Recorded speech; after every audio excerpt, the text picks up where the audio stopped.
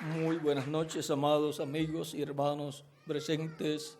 Es para mí una bendición y privilegio grande estar con ustedes en esta ocasión para compartir con ustedes aquí en San Luis Potosí, República Mexicana, unos momentos de compañerismo alrededor de la palabra de Dios y su programa correspondiente a este tiempo final. Leemos en Segunda de Crónicas, capítulo 20, verso 20 en adelante dice: pasadas estas cosas, aconteció que los hijos de Moab y de Amón, y con ellos otros de los amonitas, vinieron contra Josafat a la guerra. Y acudieron algunos y dieron aviso a Josafat, diciendo: contra ti viene una gran multitud del otro lado del mar y de Siria. Y he aquí están en Hasezón Tamar, que es en Gadi. Entonces él tuvo temor, y Josafat humilló su rostro para consultar a Jehová, e hizo pregonar ayuno a todo Judá. Y se reunieron los de Judá para pedir socorro a Jehová, y también de todas las ciudades de Judá vinieron para pedir ayuda a Jehová. Entonces Josafat se puso en pie en la asamblea de Judá y de Jerusalén, en la casa de Jehová, delante del atrio nuevo. Y dijo: Jehová, Dios de nuestros padres, ¿no eres tú Dios en los cielos y tienes dominio sobre todos los reinos de las naciones? ¿No está en tu mano tal fuerza y poder que no hay quien te resista? Dios nuestro, ¿no echaste tú los moradores de esta tierra delante de tu pueblo Israel y la diste a la descendencia de Abraham, tu amigo, para siempre? Y ellos han habitado en ella y te han edificado en ella santuario a tu nombre, diciendo: si mal viniere sobre nosotros, o espada de castigo, o pestilencia, o hambre, nos presentaremos delante de esta casa y delante de ti, porque tu nombre está en esta casa. Y a causa de nuestras tribulaciones clamaremos a ti, y tú nos oirás y salvarás. Que Dios bendiga nuestras almas con su palabra y nos permita entenderla. El tema es cómo consultar a Dios hoy. Pueden tomar asiento si tienen la bondad. En este pasaje que hemos leído, encontramos que el rey Josafat con el pueblo hebreo iban a ser atacados en una guerra en que los hijos de Moab y los hijos de Amón prepararon en contra del pueblo hebreo. Por lo tanto, estaban en peligro de muerte todos los hebreos, hasta los niños. Y Josafat tuvo temor porque era una multitud grande, la cual humanamente no podía vencer Josafat con los soldados que él tenía. Por lo tanto, era un asunto de vida o muerte ese momento en la vida e historia del rey Josafat con el pueblo hebreo. Y Josafat se presentó en el templo, se presentó ante Dios, presentó los sacrificios correspondientes para poder acercarse a Dios, porque Dios, la persona no se puede acercar sin el sacrificio por el pecado. Porque si se presenta ante Dios sin el sacrificio por el pecado, miren lo que sucede. En Levítico capítulo 10, dos sacerdotes, hijos de Aarón, se presentaron ante Dios sin el sacrificio por el pecado y con un fuego extraño que Dios no había demandado. O sea, era algo conforme al intelecto de ellos.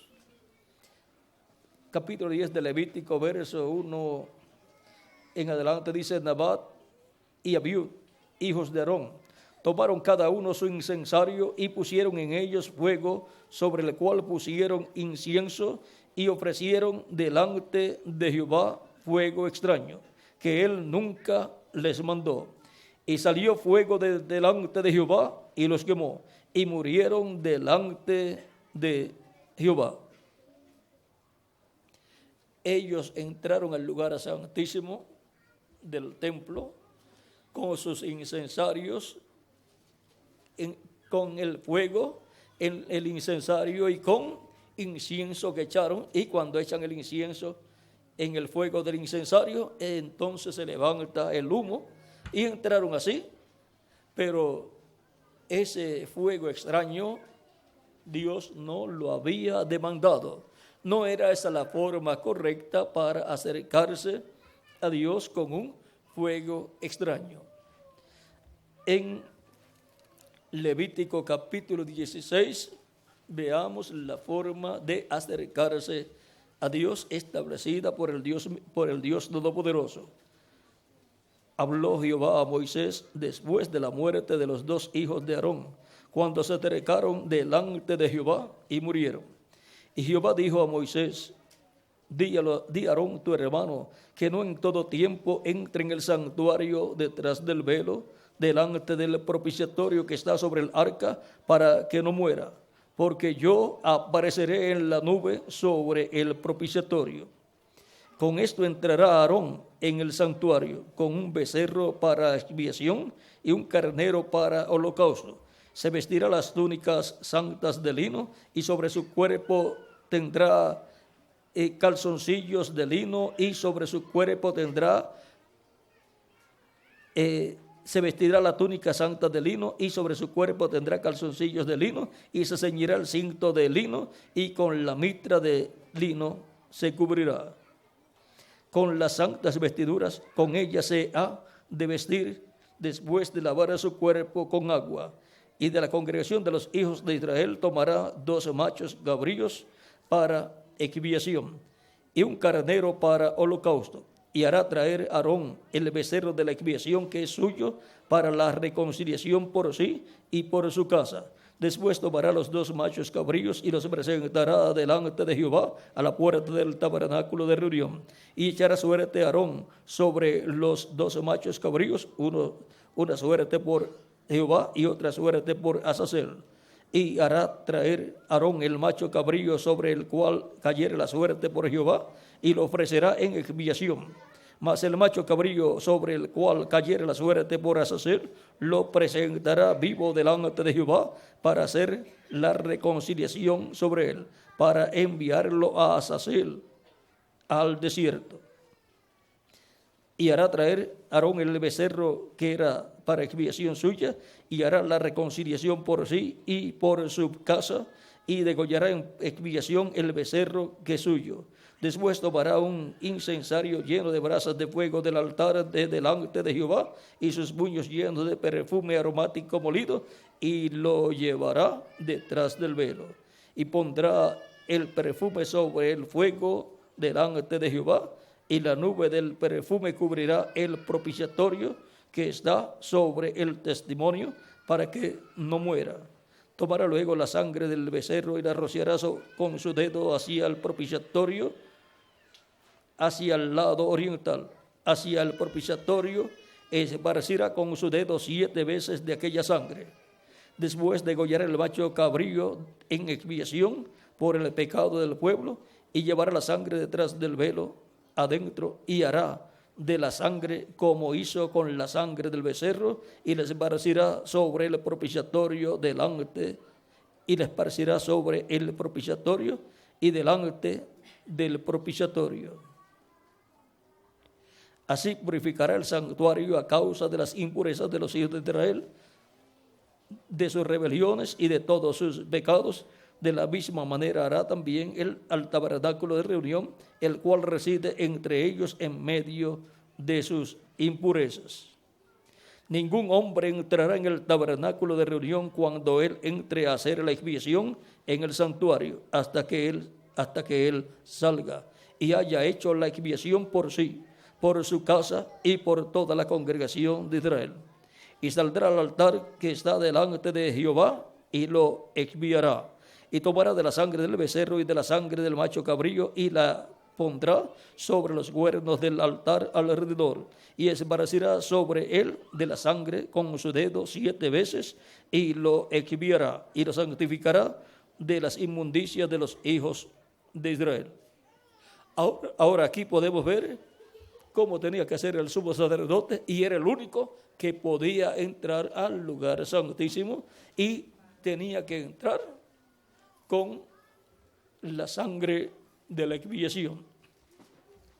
Y ahora toda persona ha deseado ver a Dios, ha deseado ir ante la presencia de Dios y ha deseado consultar a Dios. Ese ha sido el deseo del alma, del corazón de todo ser humano. Y todo ser humano ha deseado ver a Dios, como también dijo Moisés a Dios. Él le dijo: te ruego que me muestres tu gloria. Dios le dijo: yo voy a pasar delante de ti y voy a proclamar el nombre de Jehová. Y cuando haya pasado, mientras esté pasando, yo te cubriré con mi mano, pero cuando haya pasado, entonces quitaré mi mano de delante de ti, y entonces tú verás mis espaldas, pero no podrás ver mi rostro, porque no me verá hombre y vivirá. Y luego pasó Dios delante de Moisés, y entonces Dios se dejó ver de espaldas, y lo que vio Moisés fue un hombre de espaldas que había pasado delante de él. Eso era Dios en su cuerpo angelical. El cuerpo angelical de Dios es llamado en el Antiguo Testamento el ángel de Jehová. Por eso cuando le apareció a Moisés el ángel de Jehová en el capítulo 3 del Apocalipsis, le dijo el ángel de Jehová: yo soy el Dios de Abraham, de Isaac y de Jacob, porque era Dios en su ángel, su cuerpo angelical. El ángel de Jehová del Antiguo Testamento es nuestro amado Señor Jesucristo en su cuerpo angelical.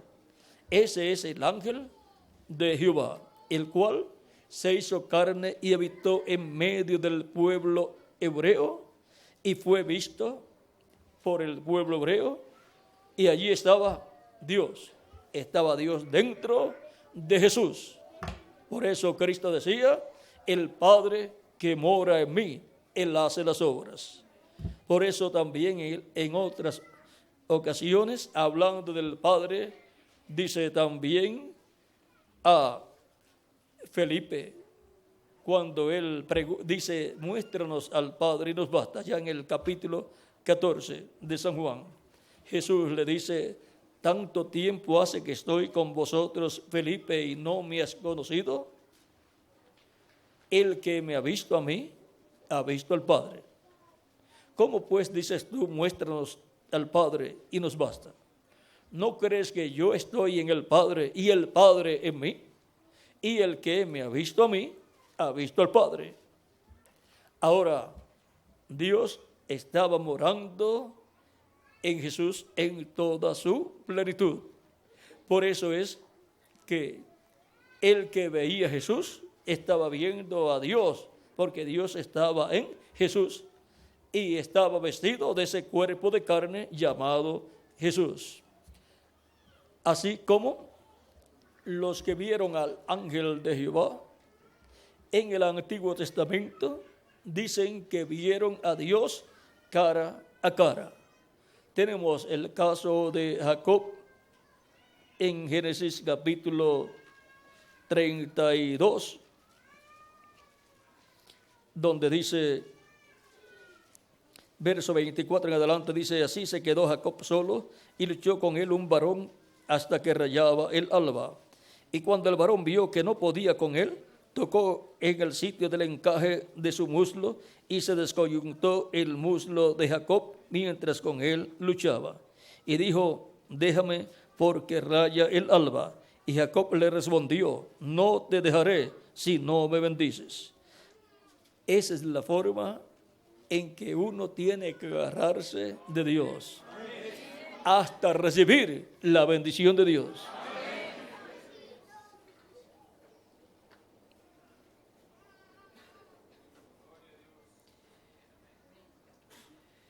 Y el varón le dijo: ¿cuál es tu nombre?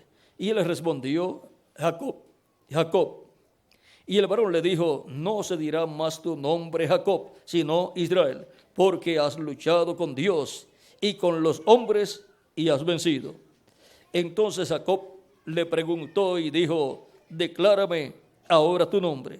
Y el varón respondió: ¿por qué me preguntas por mi nombre? Y lo bendijo allí. Y llamó Jacob el nombre de aquel lugar Peniel, porque dijo: vi a Dios cara a cara, y fue librada mi alma. También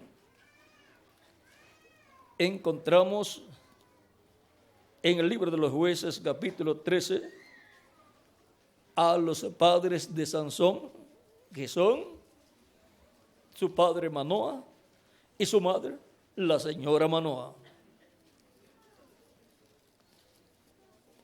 En el capítulo 13 dice: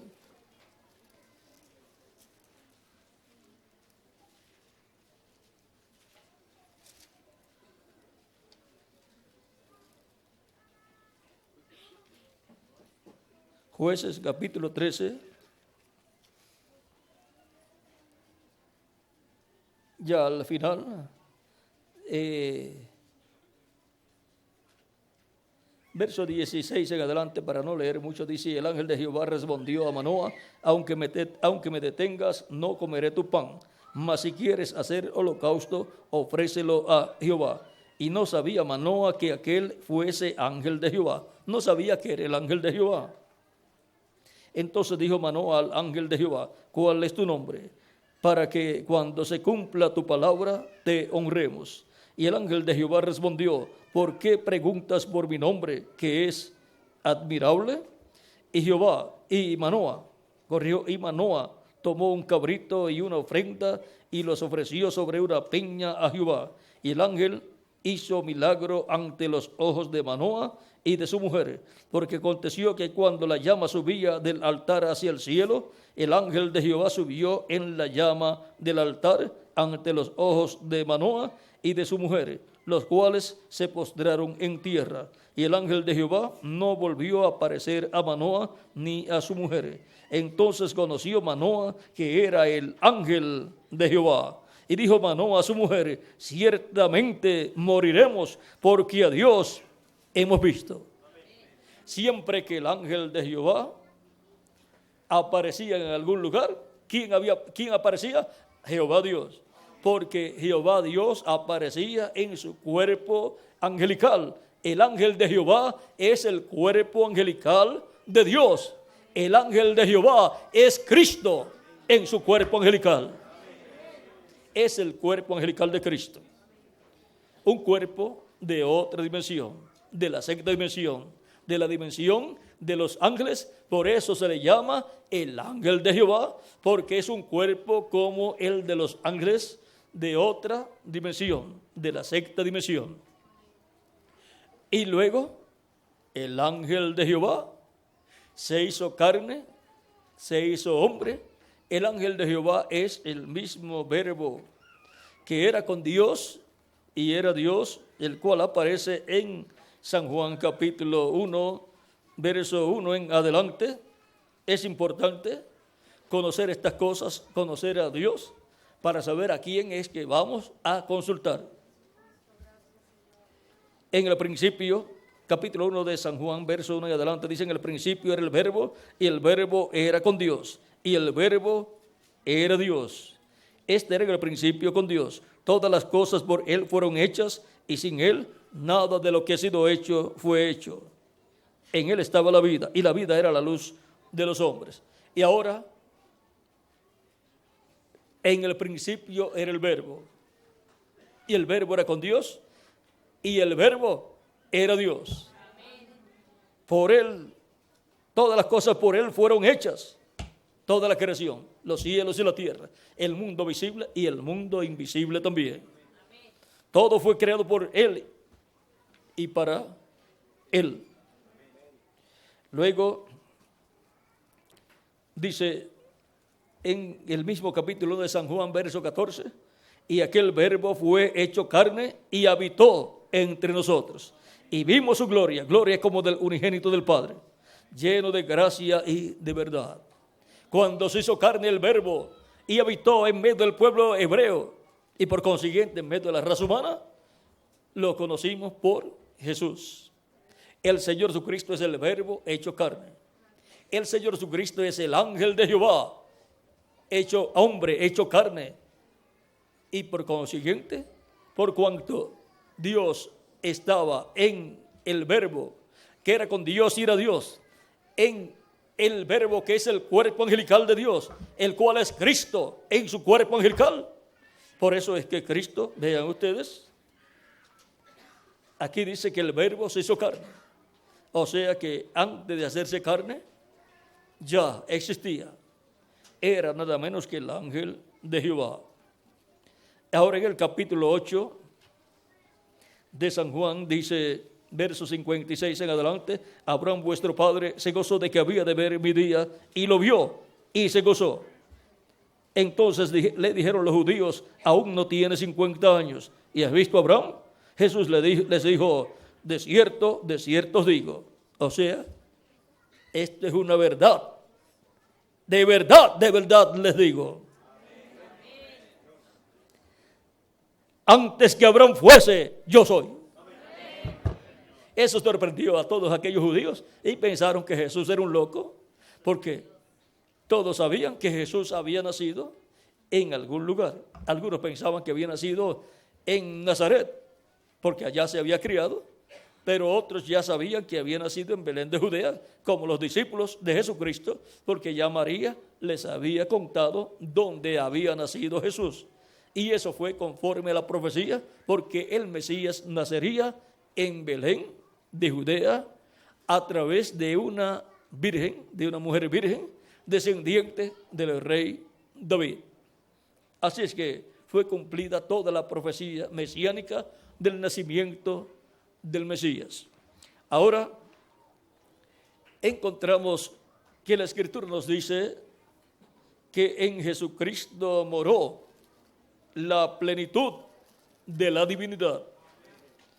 En Colosenses está, capítulo 1, verso 15 en adelante, dice, Él es la imagen del Dios invisible, el primogénito de toda creación. ¿Quién es la imagen del Dios invisible? Jesucristo. ¿Y qué es la imagen del Dios invisible? El cuerpo angelical, llamado en el Antiguo Testamento el ángel de Jehová.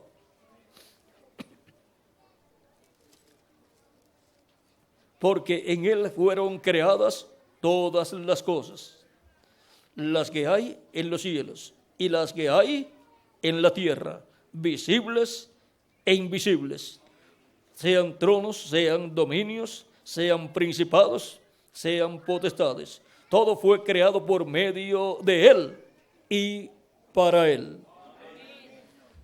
Dios, por medio de Jesucristo, creó el mundo invisible y el mundo visible también.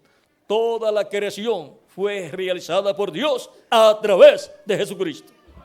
En palabras más claras, así como usted que es alma viviente, si escribe, o si lee, o si come, o si trabaja, todo usted lo hace, pero usted es alma viviente. ¿Y cómo lo hace? Por medio de su cuerpo físico. Y Dios que es espíritu, por medio de su cuerpo angelical, creó los cielos y la tierra. Creó el mundo invisible primero y luego el mundo visible. Todo fue creado por Él y para Él. Él es el dueño de todo. Y ahora hemos visto cómo fue realizada la creación del universo. La ciencia todavía está buscando cómo surgió la creación del universo. Y miren, aquí está.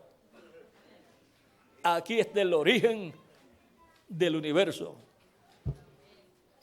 Todo fue, dice, porque en Él fueron creadas todas las cosas. En Él fueron creadas. Y luego dice que por medio de Él fueron creadas todas las cosas. Son dos cosas diferentes. Por medio de Él fueron creadas todas las cosas. Pero cuando dice en Él fueron creadas todas las cosas, eso nos habla que antes de las cosas existir, todas estaban en Cristo.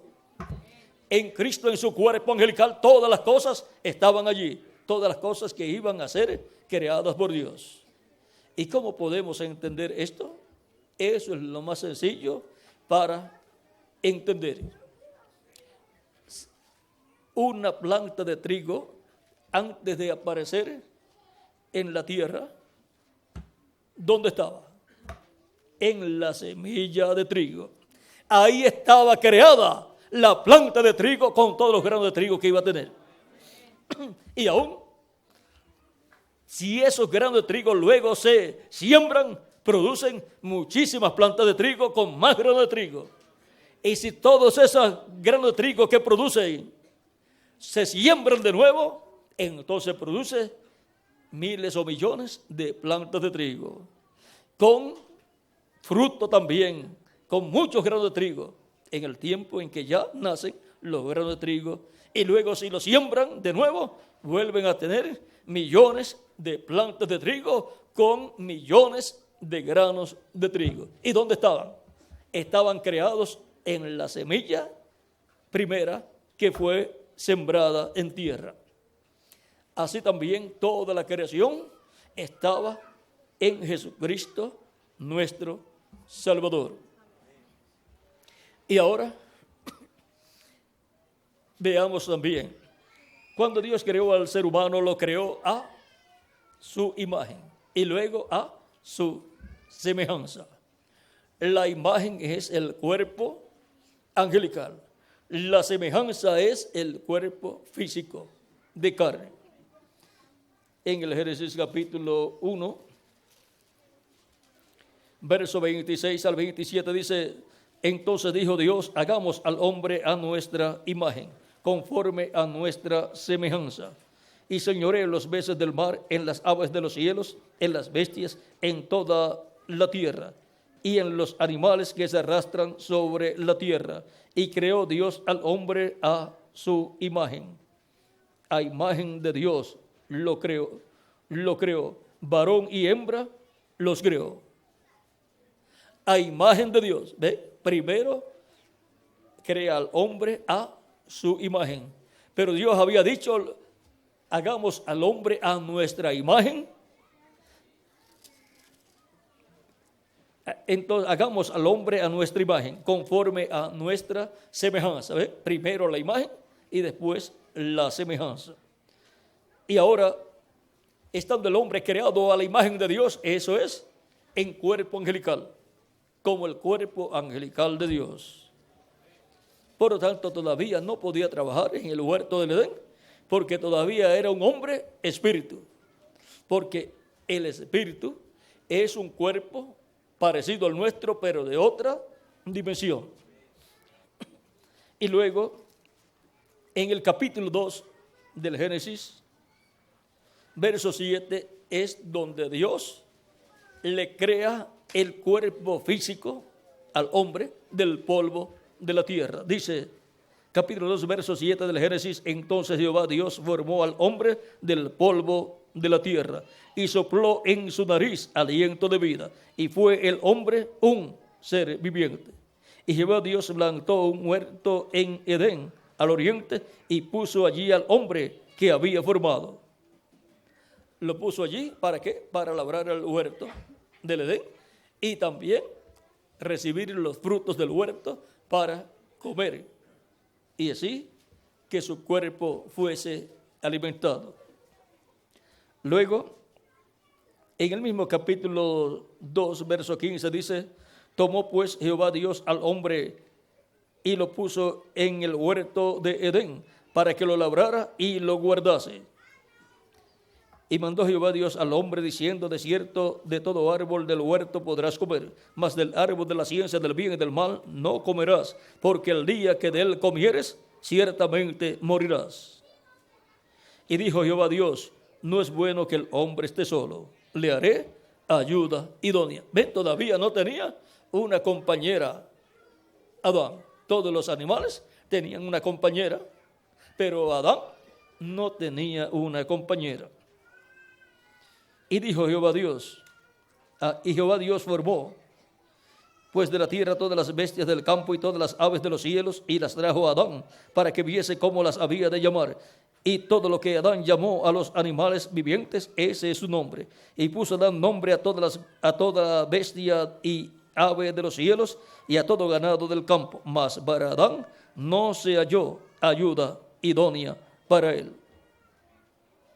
Entonces Jehová Dios hizo caer sueño profundo sobre Adán, y mientras éste dormía, tomó de una de sus costillas y cerró la carne en su lugar. Y de la costilla que Jehová Dios tomó del hombre, hizo una mujer y la trajo al hombre. Y dijo entonces Adán: esto es ahora hueso de mis huesos y carne de mi carne. Esta será llamada varona, porque del varón fue tomada. ¿Y ahora dónde estaba Eva? En Adán. Ven como así como toda la creación estaba en Cristo, Eva estaba en Adán. Y ahora la iglesia del Señor Jesucristo, ¿dónde estaba? En Cristo. Y ahora de Cristo es que ha surgido la iglesia del Señor Jesucristo del Nuevo Testamento. El día de Pentecostés vino el Espíritu de Cristo a 120 creyentes en él, y allí nació la iglesia del Señor Jesucristo. Y ha continuado Cristo derramando de su Espíritu Santo sobre todos los que reciben a Cristo como su Salvador, lavan sus pecados en la sangre de Cristo, son bautizados en agua en el nombre del Señor Jesucristo, y Cristo los bautiza con Espíritu Santo y fuego, y así obtienen el nuevo nacimiento. Nacen del agua y del Espíritu, y entran así al reino de Dios. Nacen en el reino de Dios como unos bebés, y así son hijos e hijas de Dios, nacidos en el reino de Dios. Por eso es que San Pablo en Filipenses capítulo 3, verso 20 en adelante, dice que nuestra ciudadanía está ¿dónde? En el cielo. Si nosotros físicamente nacimos en la tierra, ¿cómo vamos a tener nuestra ciudadanía en el cielo? Es que nuestra ciudadanía terrenal es a causa del nacimiento de nuestro cuerpo físico que nació en alguna nación, y tenemos la ciudadanía terrenal de esa nación. Pero nuestra ciudadanía celestial, como hijos e hijas de Dios, nacidos de nuevo, nacidos en el reino de Dios, nuestra ciudadanía es celestial. Esa ciudadanía del nuevo nacimiento es celestial, porque el nuevo nacimiento no es algo terrenal. El nuevo nacimiento es celestial. La persona nacida del cielo cuando ha recibido el Espíritu Santo, y por consiguiente es un ciudadano celestial. Pertenece al reino de Dios. Pertenece a la nueva Jerusalén, la Jerusalén celestial. Dice primero en Filipenses capítulo 3, verso 20 al 21, mas nuestra ciudadanía está en los cielos, de donde también esperamos al Salvador, al Señor Jesucristo, el cual transformará el cuerpo de la humillación nuestra para que sea semejante al cuerpo de la gloria suya. O sea, que Cristo en su segunda venida va a transformar nuestros cuerpos físicos para que tengamos un cuerpo nuevo, eterno, inmortal, incorruptible y glorificado, igual a su cuerpo glorificado. Esa es la promesa para todos los creyentes en Cristo.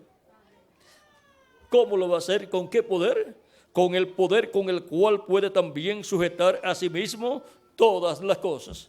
Con el poder con el cual Él creó los cielos y la tierra, con el poder con el cual Él sostiene los cielos y la tierra, con ese poder. Con el poder con el cual Él resucitó su cuerpo muerto y sepultado, con ese poder que resucitó su cuerpo físico, con ese poder es que Él va a transformarnos a nosotros los que vivimos y vamos a tener un cuerpo jovencito y eterno y glorificado como el cuerpo glorificado de Jesucristo, nuestro Salvador. Y a los muertos en Cristo los va a resucitar en cuerpos glorificados, en cuerpos nuevos y eternos, cuerpos iguales al cuerpo glorificado de Jesucristo, nuestro Salvador. Y serán jovencitos todos ellos también.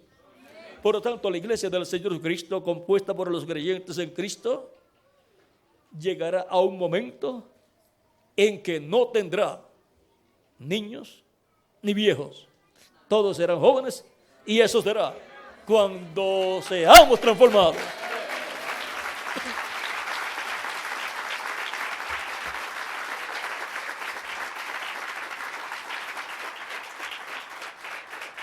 Esto es para las personas que han recibido a Cristo como su Salvador personal. Esto es para las personas que han consultado a Dios para salvación. La consulta a Dios más importante que usted puede hacer es la consulta para salvación.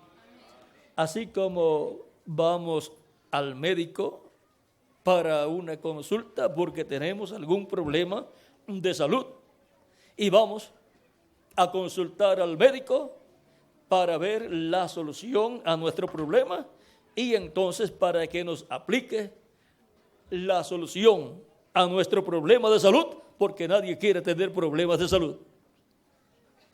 Y ahora el ser humano tiene un problema de salud muy grande.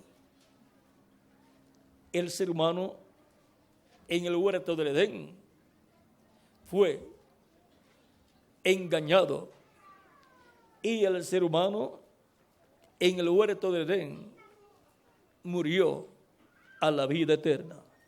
Dios le había dicho: al día que comas del árbol la ciencia del bien y del mal, ese día morirás. Por lo tanto, cuando Eva y luego Adán pecaron ante Dios, murieron a la vida eterna y se hicieron mortales. Ya de ahí en adelante sus cuerpos físicos no podrían existir eternamente, porque la paga del pecado es la muerte. Por lo tanto, a causa del pecado el cual entró a la raza humana por Adán y Eva, ahora toda la descendencia de Adán y Eva serían mortales. Vivirían en la tierra, nacerían y vivirían en la tierra un corto tiempo. Dice San Pablo en Romanos capítulo 3, verso 23, por cuanto todos pecaron, todos están destituidos de la gloria de Dios. Por lo tanto, toda persona que nace a través de sus padres terrenales, de Adán y Eva hacia acá, todos están destituidos de la gloria de Dios. No pueden nacer con un cuerpo angelical teofánico dentro de el cuerpo de carne y que sea el cuerpo de carne eterno. fueron destituidos de la gloria de Dios, por lo tanto fueron destituidos del cuerpo angelical de la sexta dimensión y fueron destituidos de un cuerpo de carne eterno. Por lo tanto, al nacer una persona recibe un cuerpo físico, mortal, corruptible y temporal, para vivir una temporada. Y recibe un espíritu del mundo de la quinta dimensión, el cual lo inclina hacia el mal. Por eso necesita nacer de nuevo y recibir el espíritu de Cristo, que es de la sexta dimensión, para que lo guíe a toda justicia y a toda verdad. Y luego necesita recibir un cuerpo físico, inmortal, incorruptible y glorificado, igual al cuerpo glorificado de Jesucristo, para poder vivir físicamente, eternamente. Y ese es el cuerpo que Él ha prometido darle a todos los creyentes en Él en el día postrero, en el cual Cristo resucitará a los creyentes que han partido. Vean aquí, en San Juan está la promesa. San Juan capítulo 6, versos 39 al 40 dice: y esta es la voluntad del Padre, el que me envió, que de todo lo que me diere no pierda yo nada, sino que lo resucite en el día postrero.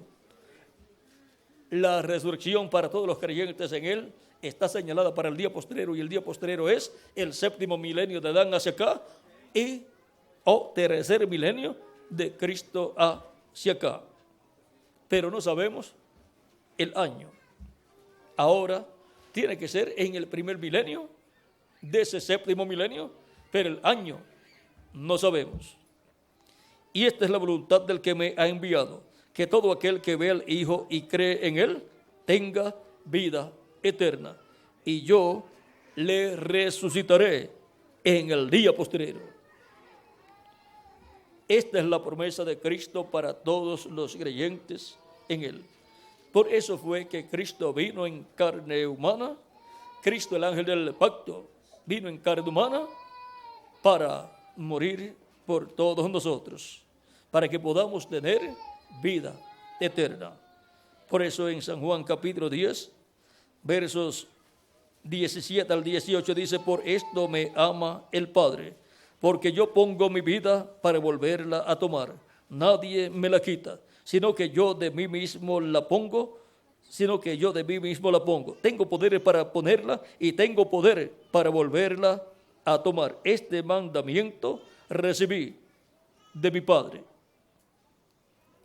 También en el mismo capítulo 10, versos 27 en adelante dice de San Juan: mis ovejas oyen mi voz y yo las conozco y me siguen, y yo les doy vida eterna, y no perecerán jamás, ni nadie las arrebatará de mi mano. Mi Padre que me las dio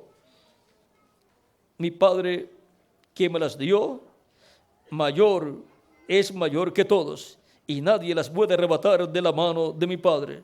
Yo y el Padre uno somos. Y ahora aquí hemos visto que el único que puede darle vida eterna a las ovejas del Padre es Jesucristo, nuestro Salvador. Él dice: y yo les doy vida eterna. Ninguna otra persona puede darle vida eterna a otra persona. Solamente Jesucristo, nuestro Salvador. Él vino en su primera venida para ese propósito. Y ahora la lectura que habíamos tenido en Colosenses capítulo 1, en donde nos detuvimos, aquí donde dice: y Él es antes de todas las cosas, y todas las cosas en Él subsisten. Y Él es la cabeza del cuerpo, que es la iglesia, el que es el principio, el primogénito de entre los muertos, para que en todo tenga la preeminencia, por cuanto agradó al Padre que en Él habitase toda plenitud. Toda la plenitud de Dios habitó en Jesucristo, ¿Y qué significa que habitó toda la plenitud de Dios en Jesucristo? Padre, Hijo y Espíritu Santo. Todo estaba en un hombre llamado Jesús.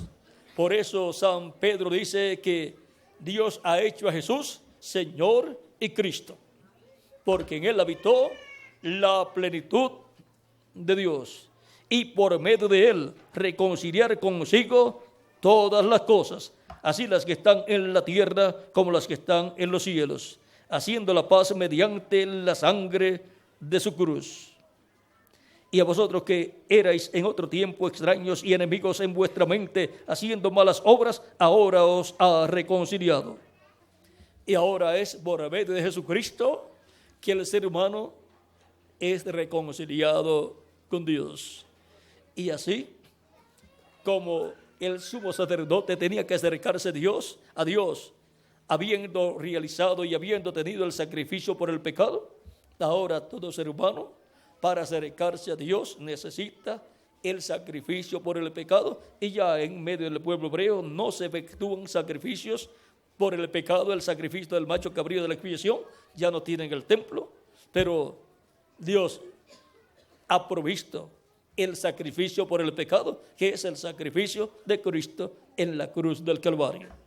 Sin ese sacrificio por el pecado, ninguna persona puede acercarse a Dios, porque le sucede como le sucedió a los hijos de Aarón, que murieron ante la presencia de Dios.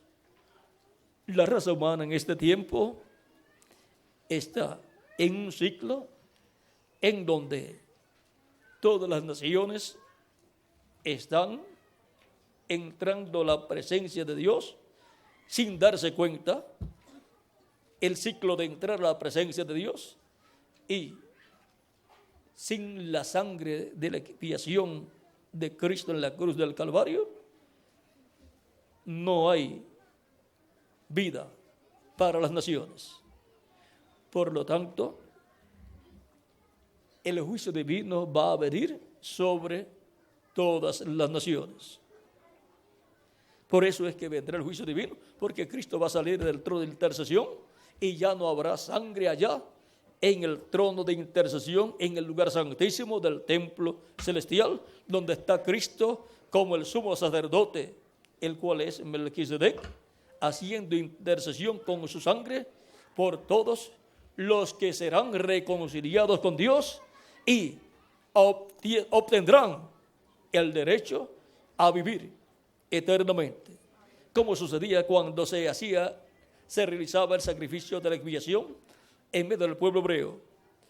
Los que afligían sus almas por haber pecado contra Dios y pedían perdón a Dios, ese día obtenían el perdón, eran cubiertos con la sangre de la expiación y vivían un año más. Cada año se renovaba. Ese sacrificio se realizaba porque los animales no son perfectos por cuanto no tienen almas. Por eso los sacrificios no eran perfectos. Eran tipo y figura del sacrificio de Cristo en la cruz del Calvario. Y por cuanto el sacrificio de Cristo en la cruz del Calvario fue un sacrificio perfecto, ya no se requieren más sacrificios por el pecado. Toda persona necesita un sacrificio por el pecado, y hay un solo sacrificio por el pecado, y es el sacrificio de Cristo en la cruz del Calvario. Por eso es tan importante que toda persona consulte a Dios para y por la salvación de su alma, para que sepa cómo obtener perdón de sus pecados y sepa qué hacer y haga lo que tiene que hacer para obtener el perdón de sus pecados y obtener así la salvación de su alma. Y ahora, ¿qué hay que hacer para obtener el perdón de los pecados? Pues Cristo ordenó que se predicase en su nombre el arrepentimiento y el perdón de los pecados allá en San Lucas, capítulo 24, versos 46 en adelante. Y en San Marcos dijo también algo muy importante luego de estar ya resucitado. San Marcos capítulo 16, versos 15 al 16 dice, y les dijo, id por todo el mundo y predicad el evangelio a toda criatura. El que creyere y fuere bautizado será salvo, mas el que no creyere será condenado. Y ahora hemos estado consultando a Dios por salvación. Hemos estado consultando aquí a Dios en su palabra para ver cómo puede obtener el ser humano la salvación de su alma. Y ya hemos visto que es por medio de creer a la predicación del evangelio, y el evangelio presenta a Cristo como nuestro sacrificio por el pecado. Por lo tanto, creyendo en Cristo y su sacrificio en la cruz del Calvario por nuestros pecados, recibiéndolo como nuestro Salvador, obtenemos el perdón de nuestros pecados, y Él con su sangre nos limpia de todo pecado, y somos bautizados en agua en el nombre del Señor Jesucristo, y Cristo nos bautiza con Espíritu Santo y fuego, y así obtenemos el nuevo nacimiento. Así es como nacemos del agua y del Espíritu en el reino de Dios. Así entramos al reino de Dios, nacemos como niñitos, como bebés en el reino de Dios. Pedro, el día de Pentecostés, predicando en el capítulo 2, versos 36 en adelante, dice, sepa pues ciertísimamente toda la casa de Israel que a este Jesús, a quien vosotros crucificasteis, Dios le ha hecho Señor y Cristo. Vean por qué es que le llamamos a Jesús Señor Jesucristo, porque Dios lo ha hecho Señor y Cristo. Y por consiguiente se le añaden Señor y Cristo, se le añaden al nombre Jesús y se lee Señor Jesucristo. Al oír esto, se compungieron de corazón y dijeron a Pedro y a los otros apóstoles, varones hermanos, ¿qué haremos? Pedro les dijo, arrepentíos y bautícese cada uno de vosotros en el nombre de Jesucristo para perdón de los pecados, y recibiréis el don del Espíritu Santo, porque para vosotros es la promesa, y para vuestros hijos, y para todos los que están lejos, para cuantos el Señor nuestro Dios llamare. Y con otras muchas palabras testificaba y les exhortaba, diciendo, sed salvos de esta perversa generación. Así que los que recibieron su palabra fueron bautizados, y se añadieron aquel día como 3,000 personas. Y luego en el capítulo 4, verso 12, dice San Pedro, verso 11 al 12, este Jesús es la piedra reprobada por vosotros los edificadores, la cual ha venido a ser cabeza del ángulo, y en ningún otro hay salvación, porque no hay otro nombre bajo el cielo dado a los hombres en que podamos ser salvos. No hay otro nombre. Ya hemos consultado a Dios en su palabra. En el Antiguo Testamento se consultaba a Dios a través de los profetas, se consultaba a Dios a través del arca, allí Dios estaba, a través de el Tumim Urim que llevaba el sumo sacerdote puesto, y se consulta a Dios también a través de su palabra, para así saber lo que Dios dice con respecto a lo que nosotros queremos saber. Y ahora, por cuanto nuestro tema es cómo consultar a Dios hoy,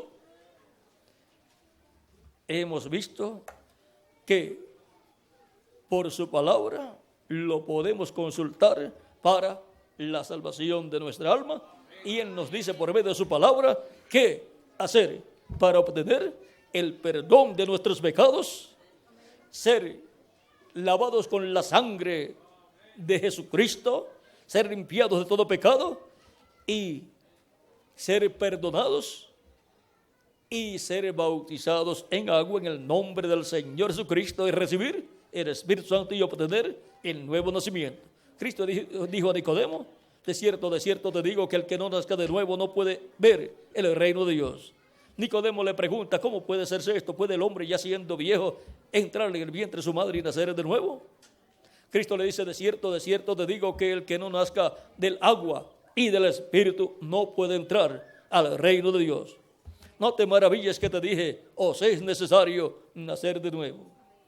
Hay una forma para obtener ese nuevo nacimiento, y es por medio de Jesucristo, creyendo en Jesucristo como nuestro Salvador, recibiéndolo como nuestro Salvador, confesando a Cristo nuestros pecados, arrepentidos de nuestros pecados y pidiéndole a Cristo perdón por nuestros pecados, y Cristo nos perdona, Cristo nos limpia con su sangre preciosa, somos bautizados en agua en el nombre del Señor Jesucristo, y Cristo nos bautiza con Espíritu Santo y fuego, y así obtenemos el nuevo nacimiento, así nacemos en el reino de Cristo, así entramos al reino de Cristo y obtenemos así la vida eterna. El que creyere y fuere bautizado será salvo, mas el que no creyere será condenado. Nadie quiere ser condenado por Dios.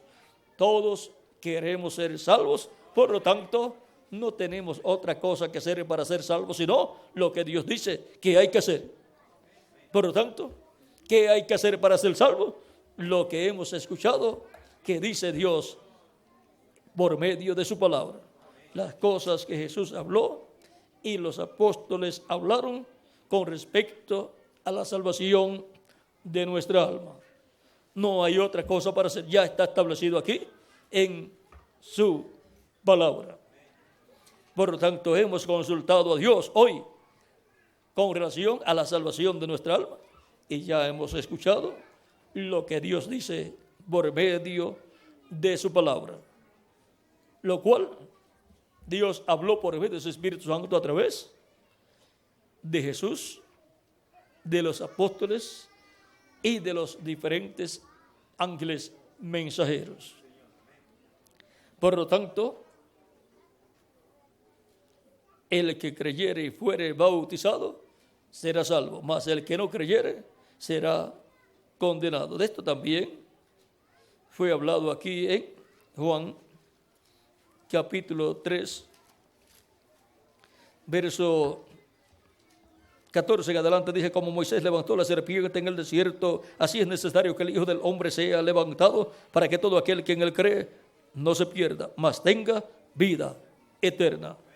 La vida eterna no la puede obtener una persona a menos que no sea creyendo en nuestro amado Señor Jesucristo, creyendo en el sacrificio de Cristo en la cruz del Calvario.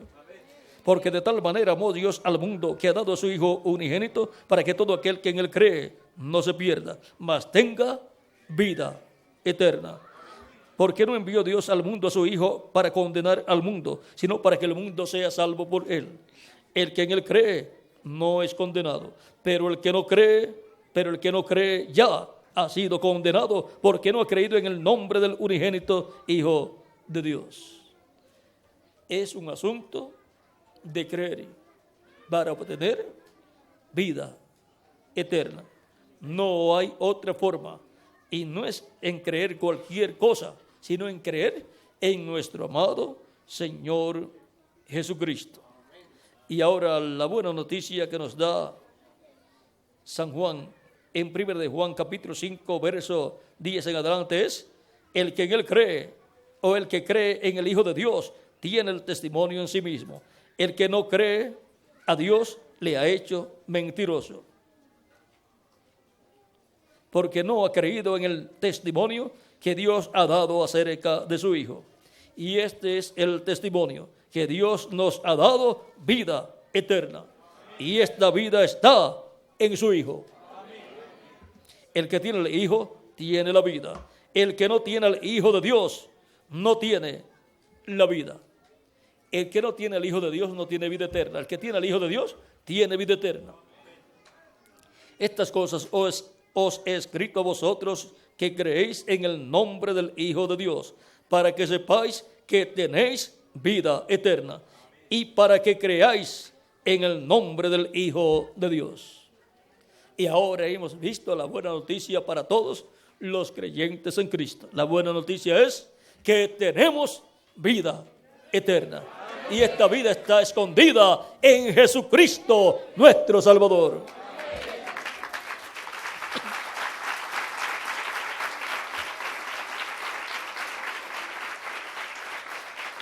Y ahora, ¿cuántos tienen vida eterna? Todos nosotros.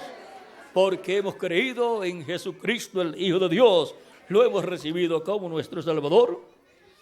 Hemos confesado a Cristo nuestros pecados. Él nos ha perdonado, nos ha lavado con su sangre preciosa. Hemos sido bautizados en agua en el nombre del Señor Jesucristo. Y Cristo nos ha bautizado con Espíritu Santo y fuego. Y hemos obtenido el nuevo nacimiento. Y así hemos nacido en el reino de Dios. Hemos entrado al reino de Dios. Los que no han creído, pues no tienen vida eterna. No han entrado al reino de Dios, todavía permanecen en el reino de las tinieblas, que es el reino del maligno. ¿Y qué pueden hacer esas personas para salir del reino de las tinieblas y entrar al reino de Dios y obtener la vida eterna? Lo mismo que nosotros hemos hecho. Creer en Jesucristo como su Salvador, recibirlo como su Salvador personal, arrepentido de sus pecados y confesar a Cristo sus pecados. Cristo lo perdonará, lo limpiará con su sangre preciosa y será bautizado en agua en el nombre del Señor Jesucristo, y Cristo lo bautizará con Espíritu Santo y fuego y obtendrá el nuevo nacimiento. Y así nacerá en el reino de Dios, entrará al reino de Dios y tendrá vida eterna. Una reconciliación, no por un año más, sino por toda la eternidad. Por lo tanto, obtenemos el derecho a vivir por toda la eternidad en el reino de Dios con nuestro amado Señor Jesucristo. Ha sido para mí un privilegio grande estar con ustedes en esta noche, dándoles testimonio de nuestro tema, cómo consultar a Dios hoy. Dejo al reverendo Miguel Bermúdez Marín para que ore por todas las personas que levantaron sus manos para que Cristo tenga misericordia de ustedes, para que recibir a Cristo como su Salvador, para que Cristo perdone sus pecados y los limpie con su sangre preciosa, y que sean bautizados en agua en el nombre del Señor Jesucristo, y Cristo los bautice con Espíritu Santo y fuego. Todos los que todavía no han recibido a Cristo lo pueden hacer en esta noche, y Cristo los recibirá en su reino. Y la misericordia y amor de Cristo será extendida hacia ustedes. Muchas gracias por vuestra amable atención, amados amigos y hermanos presentes, y continúen pasando una noche llena de las bendiciones de Jesucristo, nuestro Salvador. Con nosotros nuevamente el reverendo Miguel Bermúdez Marín, para orar por todas las personas que levantaron sus manos para recibir a Cristo como su Salvador personal. Que Dios les bendiga y les guarde a todos.